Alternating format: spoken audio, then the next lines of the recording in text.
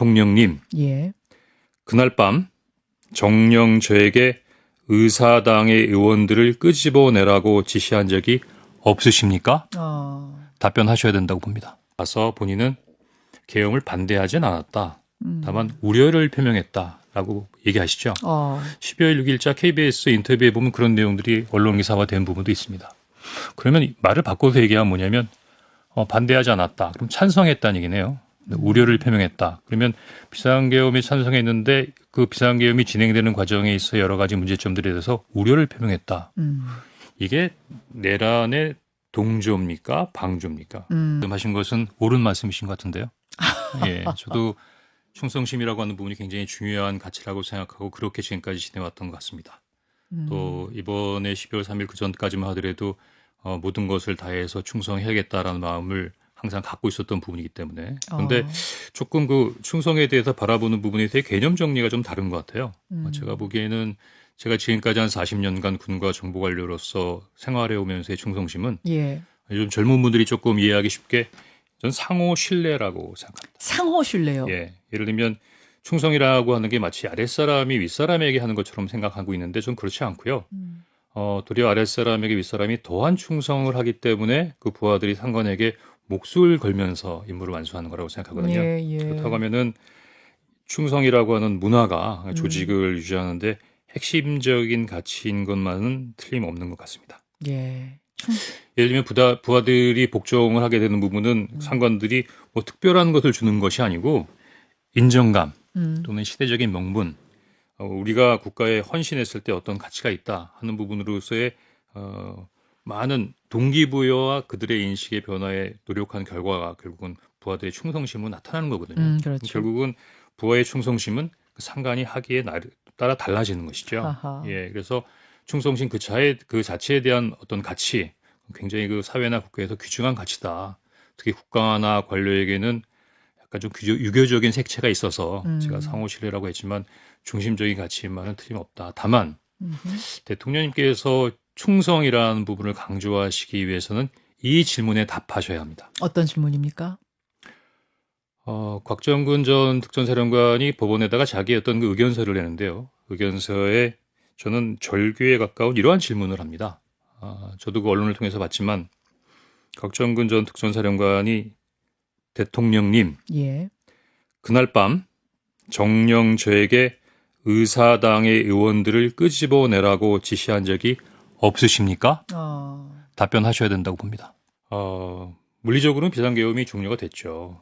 또 지금 헌재에서 110일간의 오랜 부분에 대해서 심리와 또 국민들을 설득할 수 있는 부분에 대해 판결문으로 지금 어떻게 보면 많은 부분이 일상으로 다시 또 그 전으로 돌아왔다고 할 수 있을 것 같습니다. 그런데 헌재의 결정은요, 가장 핵심적인 부분인데, 과연 그 비상계엄이라고 하는 부분이 대통령의 통치 범위에 있는 것이냐, 아니면 이것이 현직 대통령을 파면할 정도로 반업적인 행위인가를 이제 결정해 주신 거거든요. 결국은 기준점에 불과한 기준점이고 어떤 기준점에 불과한 거죠. 저는 이제 이러한 기준점에 있는 시각을 가지고 123일의 비상계엄을 한번 다시 돌아볼 필요가 있다고 생각합니다. 거기서 가장 눈에 띄는 것은 12월 3일 밤 비상국무회의가 있었지 않습니까? 다들 대통령의 개인적 결정 또는 독단적인 단독 결정이라고들 얘기하는데 대통령의 결정은 개인의 결정일 수 없습니다. 왜냐하면 대통령은 국가의 원수이자 국군의 최고 통수권자이기 때문에 대통령은 최종적인 부분에 대해서 경정권자이긴 하지만 국가의 최고 정책 결정 과정이라고 하는 프로세스를 통해서 나오는 거거든요. 물론이죠. 예를 들면 그날 있었던 비상국무회의도 그런 부분에 대해서 결정체지 않습니까? 이번 그 헌재를 통해서 비상국무회의는 요건 절차상의 요건을 갖추지 못했기 때문에 유효하지 못하다. 예, 그렇습니다. 그러면 비상국무회의가 요건을 갖추지 못했으면 거기에 참석했던 많은 분들은 총리가 아닌 것이고 장관이 아닌 것인가요? 틀림없이 그 자리에서 대통령은 비상계엄에 대한 의견을 국민의원들에게 물었고 제가 보기엔 그 부분에 있어서의 정책 결정 과정을 통해서 뭔가 서로 간의 어떤 합의를 만들어 나갔어야죠. 또 하나는 저는 비상계엄과 관련된 부분에 있어 굉장히 중요한 세 사람이 그 안에 포함되어 있다고 생각합니다. 세 사람이요. 예, 왜냐하면 국무회의가 아니더라도 예. 대통령이 어떤 부분에 대한 그 결정을 내리기 위해서는 그 결정과 관련된 주무장관이 있지 않습니까? 그렇죠. 예. 정보 보고를 받고 예. 또 지휘 참모를 받고 또 그런 건의를 드리고 음흠. 하는 과정에서의 인터액티브한 과정이 있죠. 음. 예를 들면 지금 비상계엄이지 않습니까? 예. 그 비상계엄의 요건의 첫 번째는 전시와 전시 사변이죠. 음흠. 그럼 제일 먼저 떠오르는 것은 이웃 나라일 수도 있지만 뭐 북한의 전면적인 공격, 전선에서의 대규모 국지전의 발발, 예. 또는 전술 미사일을 우리한테 발사하려는 징후, 예. 이런 부분에 대한 책임은 국방장관이 지고 있죠. 음. 그래서 국방부의 국방정보부라는 큰 기관이 매일매일 이런 부분을 잘 확인하고 모니터하고 있지 않습니까? 예. 예. 그런데 그 국방장관은 이번 내란 비상계엄 관련된 부분에 있어서 여러 가지 의혹을 받고 구속되어 있네요. 맞습니다. 그럼 두 번째 보면 비상계엄 관련된 부분에 있어서의 조건, 국가안보에 심대하게 영향을 미칠 수 있는 공공질서의 문란, 이런 부분은 경찰의 치안 관련된 부분이네요. 예. 예. 그럼 경찰이 이런 치안을 총괄하는 부분은 그 행안부 장관이지 않습니까? 예. 근데 그 행안부 장관은 지금 언론사의 단전 단수 관련된 부분에서 의혹을 받고 있고 그런 이유로 지금 사직되어 있죠. 그렇죠. 그러면 국무회의에 참석하는 주무 두 장관이 모두 다 이런 부분과 관련돼 있다는 부분에 있어서의 의혹 또는 구속 상태에 있는 상태인데, 조금 특이한 것은 이분들이 대부분 다 동일한 특종고등학교의 동문들이시네요. 맞습니다. 예.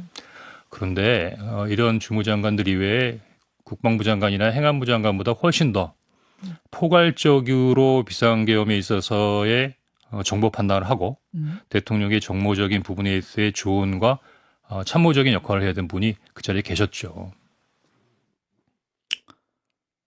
국정원이야말로 제가 그날도 국정원이 모르는 비상계엄이 어떻게 일어날지 그래서 너무 당황스러워서 국방부 차관, 방첩사령관 어떤 일이라고 막 물었다라고 했는데, 결국 이런 부분에 있어서 최종적인 정보 판단을 내릴 수 있는 가장 권위 있는 기관은 국정원이고, 근데 마침 국무회의의 멤버도 아니신 국정원장이 그 자리에 있었다는 부분은 이 비상계엄과 관련해서 굉장히 중요한 부분에서의 함의를 가지고 있다고 봅니다. 다만 그분이 한 얘기가 있죠. 제가 그 주태영 원장이 비상근무회의의 그 자리에 12월 3일 비상계엄이 결정되는 그 자리에 가서 본인은 계엄을 반대하진 않았다. 다만 우려를 표명했다라고 얘기하시죠. 12월 6일자 KBS 인터뷰에 보면 그런 내용들이 언론 기사화된 부분도 있습니다. 그러면 말을 바꿔서 얘기하면 뭐냐면 반대하지 않았다. 그럼 찬성했다는 얘기네요. 우려를 표명했다. 그러면 비상계엄에 찬성했는데 그 비상계엄이 진행되는 과정에 있어 여러 가지 문제점들에 대해서 우려를 표명했다. 이게 내란의 동조입니까? 방조입니까? 예를 들어서 이런 부분에 대해서 우리가 조금 짚고 넘어갈 필요가 있다. 이제는 왜? 이제 기준점이 생겼으니까. 또 하나는 이 주무장관들을 총괄하는 부분에 있어서의 국정에 공동 책임을 지는 분이 총리 아니세요? 예. 아무리 우리나라에서 총리가 힘이 없는 자리를 하더라도 대한민국의 국법상의 어떤 국정을 공동 책임지는 공동 책임자인데 그분은 그냥 헌재에 오셔서도 비상국무회의가 국무회의 요건에 어떤 절차상의 하자가 있다는 이외에 다른 말씀은 하시지 않으신 것 같아요. 책임이 없다는 말씀이신가요?